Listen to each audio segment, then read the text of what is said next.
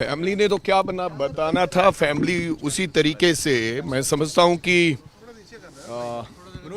जो घर के लेडीज होते हैं वो तो परेशानी में रहती हैं, लेकिन जिस प्रकार से फैमिली के मन में लड़ना, क्योंकि उनको पता है कि हमने कैसे लड़ना है, और पहले भी खेरा साहब 78 दिन अंदर लगा कर आए और माइंड उनका क्लियर है कि हमने जब कोई गुनाह ही नहीं किया तो हमारे ऊपर किसी प्रकार का कुछ हो नहीं सकता। हाँ, ये जो वेंडेटा पॉलिटिक्स है, कुछ दिनों की परेशानी है, वो तो रहेगी, लेकिन अल्टीमेटली फैमिली को भी पता है और जनता को भी पता है कि खेरा साहब इसमें पाक साफ होकर बाहर निकलेंगे।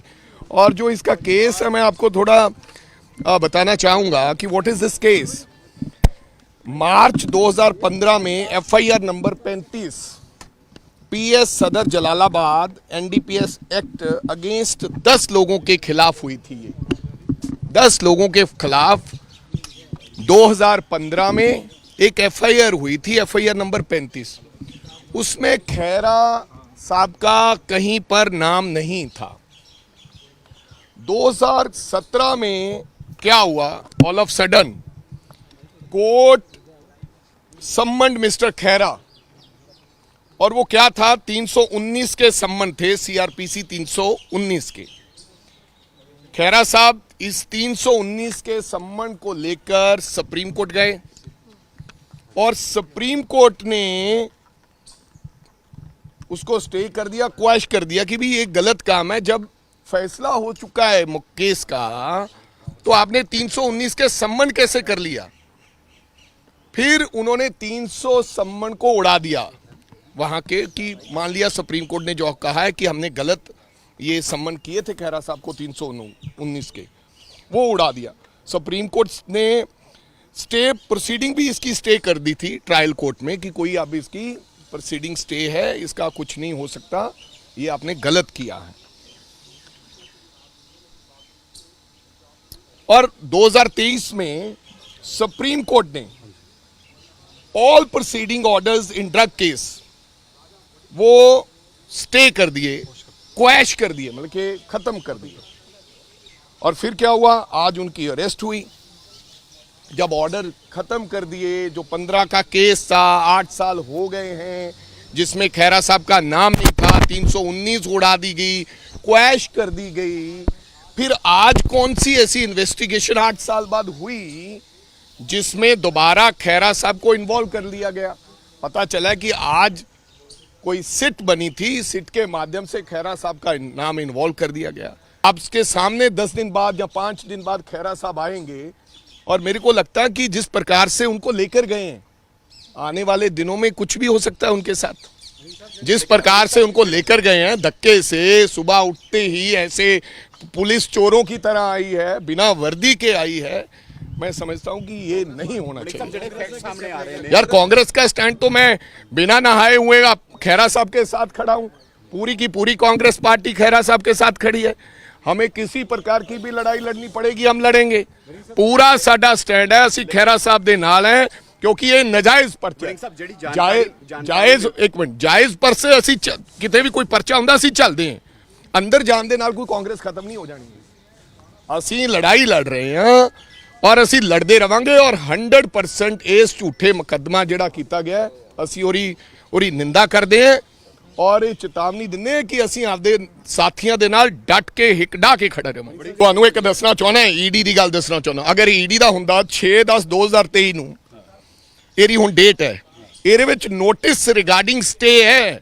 ਉਹਨਾਂ ਨੇ ਇਹ ਕਿਹਾ ईडी ਨੂੰ, ਕੋਰਟ ਕੀ ਕਹਿ ਰਹੀ है ईडी ਨੂੰ, ਕਿਉਂ ਨਾ ਇਹ ਮੁਕੱਦਮਾ ਕੁਐਸ਼ ਕਰ ਦਿੱਤਾ ਜਾਵੇ।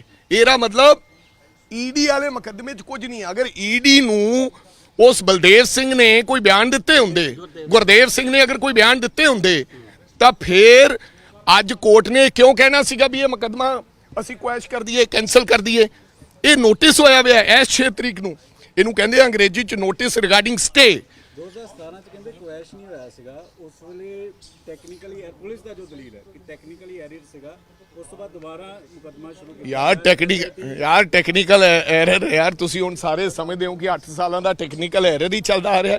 ਕਮ ਸੇ ਕਮ ਤੁਸੀਂ ਆਪਦੇ ਦਿਲ ਤੇ ਹੱਥ ਰੱਖ ਕੇ ਵੇਖੋ ਸਾਡੇ ਮਤਭੇਦ ਹੋ ਸਕਦੇ ਆ, ਸਾਡੇ ਵਿਚਾਰਾਂ ਦੇ ਮਤਭੇਦ ਹੋ ਸਕਦੇ ਆ, ਲੇਕਿਨ ਆ ਜਿਹੜਾ ਮੁਕੱਦਮਾ ਹੈ ਸਾਰਾ ਪੰਜਾਬ ਔਰ ਸਾਰਾ ਹਿੰਦੁਸਤਾਨ ਕਹਿੰਦਾ ਕਿ ਬਿਲਕੁਲ ਗਲਤ ਹੈ। ਲੇਕਿਨ ਵੜਿੰਗ ਸਾਹਿਬ ਜਿਹੜੀ ਪੁਲਿਸ ਤਰਕ ਦੇ ਰਹੀ ਹੈ ਕਿ ਫਾਜ਼ਿਲਕਾ ਕੋਰਟ ਜਿਹੜੀ ਸੈਸ਼ਨ ਕੋਰਟ ਹੈ ਉਸ ਦੇ ਆਦੇਸ਼ਾਂ ਤੇ ਐਸਆਈਟੀ ਬਣੀ ਸੀ, ਐਸਆਈਟੀ ਨੇ ਜਾਂਚ ਕੀਤੀ ਜਿਸ ਦੇ ਵਿੱਚ ਫੈਕਟਸ ਪਾਏ ਗਏ। ਨਹੀਂ, I don't know। Sukhpal Singh Khaira ਦੀ ਸ਼ਮੂਲੀਅਤ ਦੇਖੋ ਮੈਨੂੰ ਨਹੀਂ ਪਤਾ ਕੋਰਟ ਨੇ ਸਿੱਟ ਬਣਾਉਣ ਨੂੰ, ਮੈਨੂੰ ਨਹੀਂ ਲੱਗਦਾ ਕੋਰਟ ਨੇ ਕੋਈ ਸਿੱਟ ਬਣਾਉਣ ਨੂੰ ਕਿਹਾ ਹੈ। ਕੋਰਟ ਨੇ ਸਿੱਟ ਬਣਾਈ ਹੈ ਕਿ ਨਹੀਂ ਬਣਾਈ ਇਹ ਤਾਂ ਪੁਲਿਸ ਕਹਿ ਰਹੀ ਹੈ ਨਾ। ਕੋਈ ਤੁਹਾਡੇ ਕੋਲ ਨਾ ਕਾਗਜ਼ ਹੈ ਨਾ ਸਾਡੇ ਕੋਲ ਪੱਤਰ ਹੈ, ਨਾਲ ਉਹਨਾਂ ਕੋਲੇ ਰੈਸਟੋਰੈਂਟ ਨਹੀਂ ਸੀਗੇ, ਨਾਲ ਉਹਨਾਂ ਕੋਲੇ ਚੰਡੀਗੜ੍ਹ ਪੁਲਿਸ ਨਹੀਂ ਸੀ, ਬਿਨਾਂ ਵਿਰਦੀਧਾਰੀ ਤੋਂ ਪੁਲਿਸ ਵਾਲੇ ਸੀਗੇ, ਤੇ ਇਹ ਕਿੱਦਾਂ ਮੰਨ ਲਈਏ ਵੀ ਕੋਰਟ ਨੇ ਕਿਹਾ ਸੀ ਸਿੱਟ ਬਣਾਉਣ ਨੂੰ। ਸੋ ਮੇਰੇ ਕਹਿਣ ਦਾ ਮਤਲਬ ਸਾਰੀ ਦੁਨੀਆ ਸਭ ਕੁਝ ਜਾਣਦੀ ਹੈ। ਮੈਂ ਸਮਝਦਾ ਵੀ ਇਦਾਂ ਕਿਸੇ ਨੂੰ ਐ ਕੋਈ ਕ੍ਰਿਮੀਨਲ, ਹਰ ਵਿਅਕਤੀ ਨੂੰ ਪਤਾ ਹੈ ਵੀ ਫਲਾਨਾ ਬੰਦਾ ਗੁਨੇਗਾਰ ਹੈ ਕਿ ਨਹੀਂ ਗੁਨੇਗਾਰ। ਕੌਣ ਬੰਦਾ ਐਨਡੀਪੀਐਸ ਐਕਟ 'ਚ ਤੁਹਾਨੂੰ ਲੱਗਦਾ ਕਿ ਐਨਡੀਪੀਐਸ ਐਕਟ 'ਚ ਕੋਈ ਚੰਗਾ ਭਲਾ ਬੰਦੇ ਨੂੰ ਫੜ ਕੇ ਲਿਆ ਕੇ ਦੇ ਦਿਓ ਵੀ ਇਹ ਐਨਡੀਪੀਐਸ ਇਹ ਕੋਈ ਨਸ਼ਾ ਵਕਾਉਂਦਾ ਹੋਣਾ? ਤੁਹਾਨੂੰ ਲੱਗਦਾ ਕਿ ਖਹਿਰਾ ਸਾਹਿਬ ਨਸ਼ਾ ਵਕਾਉਂਦੇ ਸੀ? ਗਠਬੰਧਨ ਵੀ ਹੈ, ਉਹਦੇ ਬਾਵਜੂਦ ਇਹ ਕਾਰਵਾਈ ਹੋ ਰਹੀ ਹੈ। ਲੀਗਲ ਕਾਰਵਾਈ ਕੀ ਕੀ ਜਾਏਗੀ?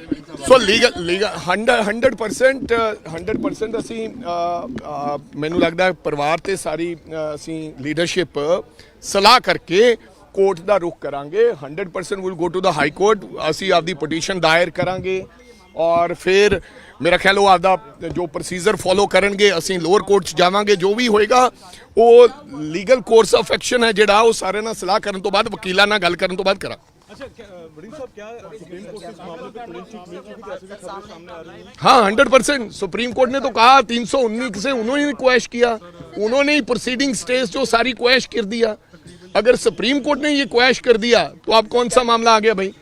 अभी क्या नहीं, राज्यपाल को मैं तो भाई राज्यपाल साहब को क्या मिलने का समय? राज्यपाल साहब मैं उनका सम्मान करता हूँ, हमारे कस्टोडियन हैं, लेकिन मैं कहता हूं कि राज्यपाल साहब को खुद ही कॉग्निजेंस लेना चाहिए। अब क्या मिलने क्या जाना है? उनको खुद कॉग्निजेंस लेना चाहिए। हर चीज के ऊपर तो चिट्ठी लिख देते हैं। पहले तो सम्मन करें चंडीगढ़ पुलिस को, चंडीगढ़ पुलिस को सम्मन करें कि आपकी टेरिटरी में कैसे बंदा उठा लिया गया। आप ये खुद कॉग्निजेंस लेना चाहिए राज्यपाल साहब।